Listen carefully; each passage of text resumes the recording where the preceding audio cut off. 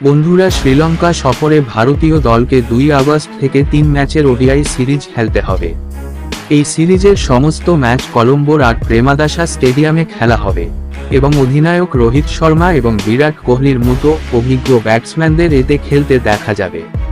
কলম্বোতে অনুষ্ঠিত সিরিজে স্বাগতিক দলের বিপক্ষে শক্তিশালী পারফরম্যান্সের দিকে নজর থাকবে ভারতীয় দলের।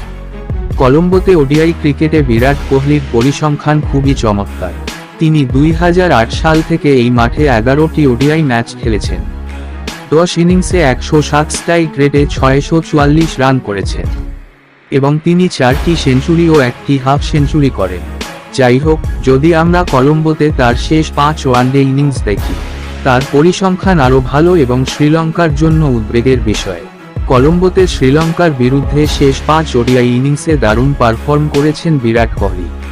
তাই শ্রীলঙ্কার বিপক্ষে ওয়ানডে সিরিজে দলের জন্য খুবই গুরুত্বপূর্ণ ব্যাটসম্যান হবেন তিনি।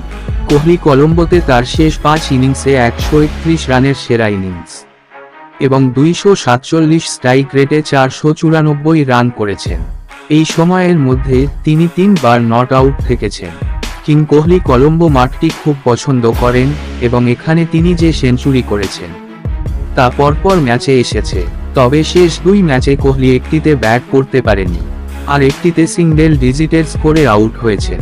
তিনি এখানে শেষ 5 ওয়ানডে ইনিংসে 128, 131, 110, 122 এবং 3 রান করেছেন। তার পরিসংখ্যান দেখায় যে ব্যাটিংয়ের জন্য এই মাঠটি তার খুব পছন্দ।